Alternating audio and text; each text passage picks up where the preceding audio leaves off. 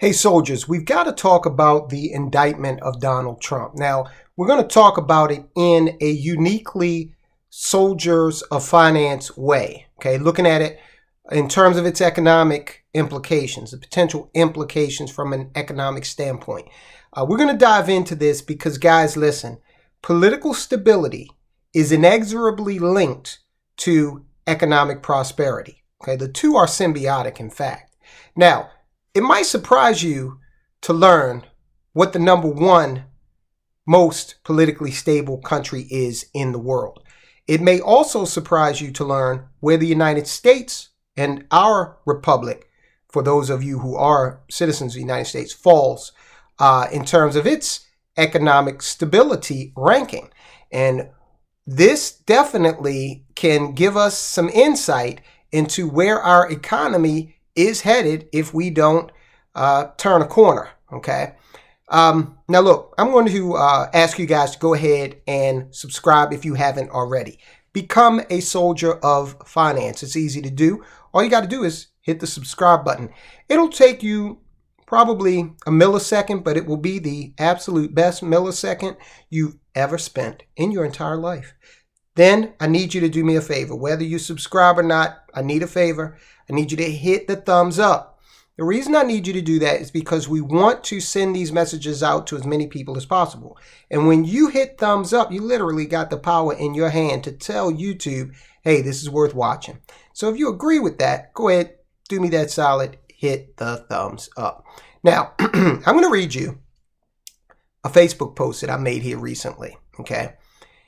That kind of started me thinking along this path. We all know that Donald Trump has been indicted, multiple counts. To be honest with you guys, my wife and I have Amazon Prime and Paramount Plus, and we don't have cable or anything like that. We don't watch any news, haven't for over a decade. So I'm not watching this particular sideshow, especially while we've got bigger fish to fry in terms of what's going on in the economy that we regularly report on. But I will tell you this. We as a nation have crossed a Rubicon, and there's no turning back. We have indicted not only a former president, but more than likely a presidential candidate and quite possibly future president. Also the head of a major political party. It's the first time that we've done this in our history as a nation. Now, I know that some will say, hey, well, the Department of Justice, they passed on this. Yes, they did. So Alvin Bragg, who's the prosecutor in New York, will, like we say with all of the people we cover in terms of criminal activity, the prosecutor is going to have to prove it, right? Now, this gentleman Bragg has a lot to lose if he doesn't, all right? Because it seems like this indictment alone has made Trump a lot more popular. His poll numbers have gone up to the stratosphere, and he's raising more money, okay? So kind of martyred him, all right? Now, I know a lot of people either feel one way or the other about Trump. You either love him or you hate him. But what I want you to do is take the personality out of it. Let's talk about it from the conceptual standpoint. Let's try to look at it, try our damnedest to look at it as if we were 50 years beyond the point that we are now. And we're learning about this in a history class in college, okay? So take the personality out of it, okay, to the extent that you can, as we go through this. All right, now, Harvard says economic growth and political stability are deeply interconnected. On the one hand, the uncertainty associated with an unstable political environment may reduce investment and the speed of economic development. On the other hand, poor economic performance may lead to government collapse and political unrest. So you can kind of see there how it's like that Ouroboros, I think I'm pronouncing that correctly, the snake that's eating itself. One thing, it's like it can get into a cycle that is very, very difficult, if not impossible, to break free of, okay? We see this in a lot of the countries in South America and Africa. And look, guys, we here in America, sometimes we fail to look out the broader world and understand kind of what's taking place out there and trying to understand our place in the larger scheme of things. So when you talk about political stability, you might believe that America is number one. And that's not true, actually. Now, let me get into this Facebook post, and then I'm going to tell you exactly where America rates, United States of America rates, in terms of political stability. Back in 2015, this is me. This is one of my Facebook posts. This happened to me. Back in 2015, a business associate and I worked with a major U.S. company to try and establish a presence in Nigeria. This arrangement would have allowed my partner and I to earn a percentage from all sales made in that country. We worked diligently. My associate even traveled to Nigeria to strengthen existing relationships. Our project culminated in a meeting with the U.S. corporation in which they advised us, while extremely impressed with our work, they decided the political instability of Nigeria made moving forward untenable. We thanked them, of course. We did understand they weren't lying about the political instability. According to the global economy, this is a resource, the global economy. According to them, Nigeria's political stability score is negative 1.78. Negative 2.5 is weak, while positive 2.5 is strong. The same organization currently rates the U.S. at a 0. Okay? Political corruption leads to economic instability and a general lack of investment opportunity. The Trump indictment will feel cathartic to many Americans who have no comprehension of history, politics, and policy beyond what they're fed on mainstream media. Most of America, regardless of political ideology, has no conception of the Rubicon that was crossed on yesterday. This is also a huge indictment of the public education system. I doubt Prosecutor Bragg has ever read de Tocqueville or Adam Smith. Let me pause right here. I say that I doubt that he's read it because there's a movement that's been in the country for a while that has demonized any European thinker, okay?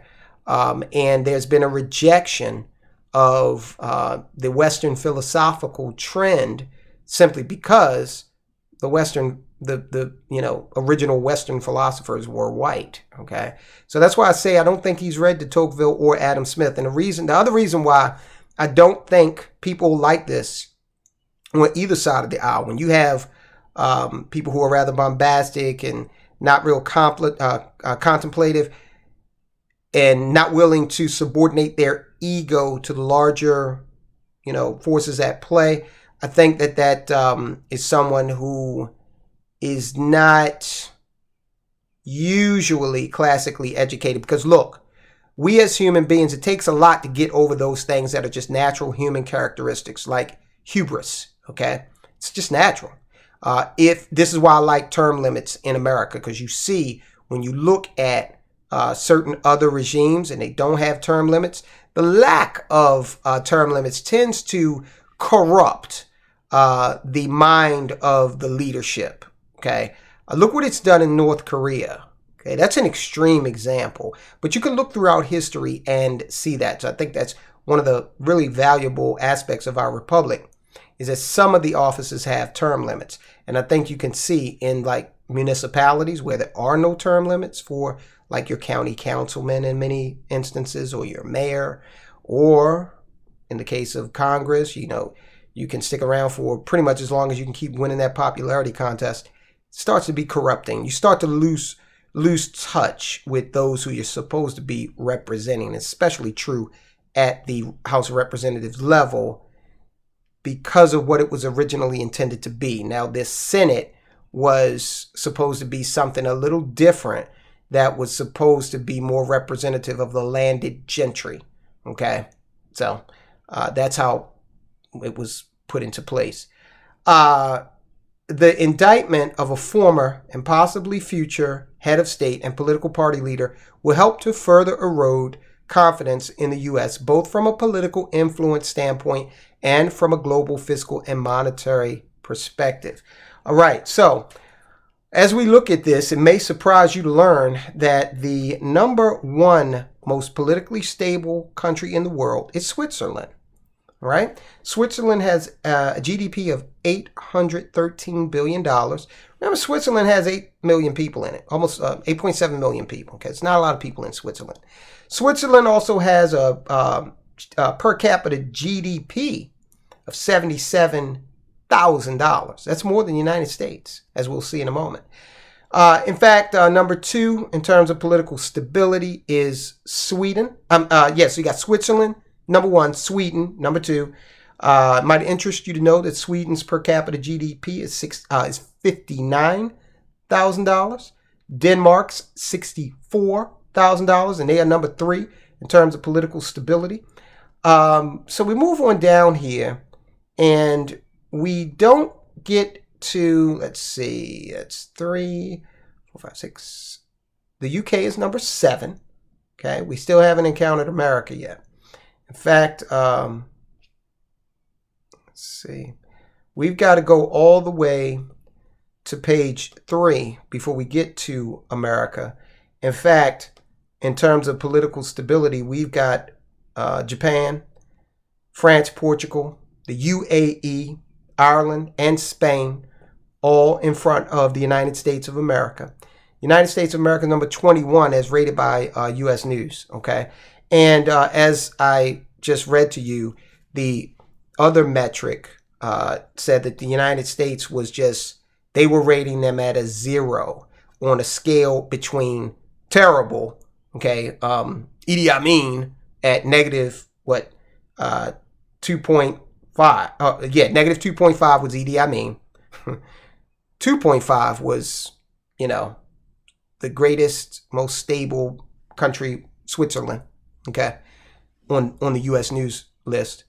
We were rated at 0, so it's saying that the jury's out. United States is right there in the middle of the seesaw. Is not representing as one of the greatest, but it's not, it's not Idi Amin just yet. All right, so rounding out that 20 to 30. So we're in the group with Latvia, Qatar, Saudi Arabia, where they still, in China, okay? We're in that group, okay? So I think that the fact that the world has just watched us indict a former president, and look, I was on a TV talk show last week, and they were talking about this like it was the first time it ever happened. And I had to remind some pretty intelligent, well-credentialed people that President Ford actually pardoned Richard Nixon. Now, a lot of people go, nobody above the law. Yes, that is correct. And the pardon was a legal process when Ford pardoned Nixon. So no one said that he was above the law. They were exercising a legal process to put an ugly chapter in American history behind us and allow us to move forward. Now, this could be construed with what happened to Trump as interference in an election. Okay, Nixon resigned. But since Trump is in the mode of running for office again, having the people decide whether or not he's going to be president again, this is being construed worldwide as election interference. I've actually talked to some friends from the UK and from India and one from Australia, and they're not staunch conservative people, but they all see it as election interference. So if we continue down this road, and what's going to happen, you can bet your bottom dollar that attorney generals and local prosecutors throughout the nation who are Republican are scouring their statutes to find something that Hillary Clinton violated, that Bill Clinton violated, that Barack Obama violated, that hell, even Jimmy Carter. Why not? Okay, he's still here with us, right?